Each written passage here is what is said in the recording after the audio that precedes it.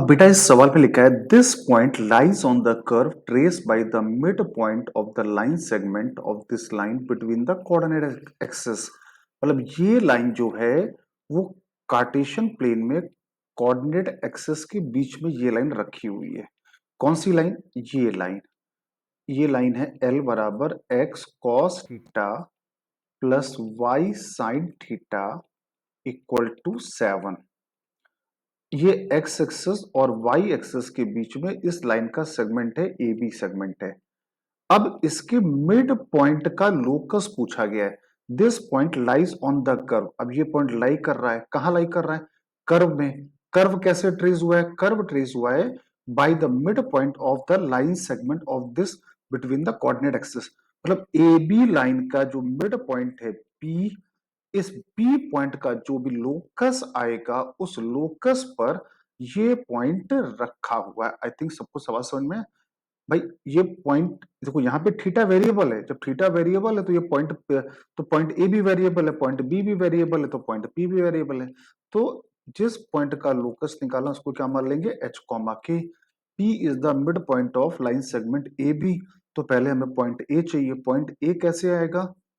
Point A रखा है x axis में, तो एक्स एक्सिस में क्या होता है? वाई होता है 0। तो वाई रखा है 0, तो ये पॉइंट क्या आ गया? 7 सेक थीटा कॉमा 0। अरे भाई वाई रखा है 0 तो एक्स की वैल्यू क्या आएगी? 7 सेक थीटा कॉमा 0। अब ये पॉइंट बी कहाँ रखा है? वाई एक्सिस में। वाई एक्सिस में एक्स बराबर क्या होता है? 0। तो ये पॉइंट क्या आ गया? 0 कॉमा 7 कॉसेक थीटा। अब ए और बी का मिड पॉइंट है पी, तो एच बराबर क्या हो जाएगा? 7 सेक थीटा प्लस 0/2 और के बराबर क्या हो जाएगा?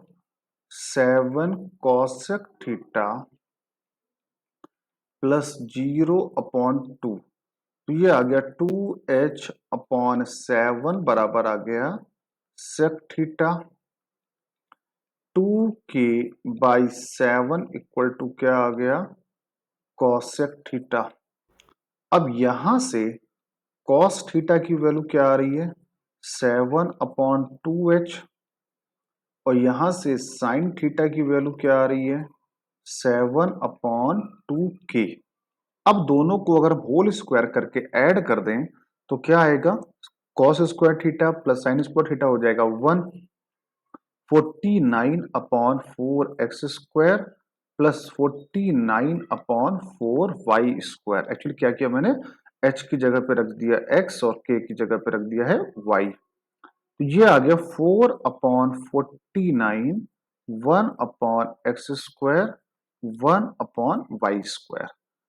अब ये पॉइंट कहां पे रखा है? This point is lying on this curve. ठीक है। अब ये पॉइंट इसी कर्व में रखा है तो क्या करेंगे? सेटिस्फाई करा दिया। तो 4/49 1/x, तो 1/अल्फा स्क्वायर 1/y स्क्वायर। तो y स्क्वायर कितना हो जाएगा? 49 इंटू 3/9। आई थिंक सबको समझ में आया हुआ। ये पॉइंट को मैंने कर्व में सेटिस्फाई करा दिया। अब यहां से आपको अल्फा की वैल्यू निकालनी है, तो कितना आया? 4/49 माइनस 3/49 इक्वल टू 1/अल्फा स्क्वायर। तो अल्फा स्क्वायर आ गया 49। तो अल्फा की वैल्यू आ गई +-7। और चूंकि हम फर्स्ट क्वाड्रेंट में हैं तो अल्फा कैसा आ गया? पॉजिटिव आ गया। तो आंसर इज 7। आई थिंक सबको यहाँ तक बात समझ में आई होगी। इस मिड पॉइंट का लोकस निकालना है। ऐसे आपको तमाम सवाल मिलेंगे।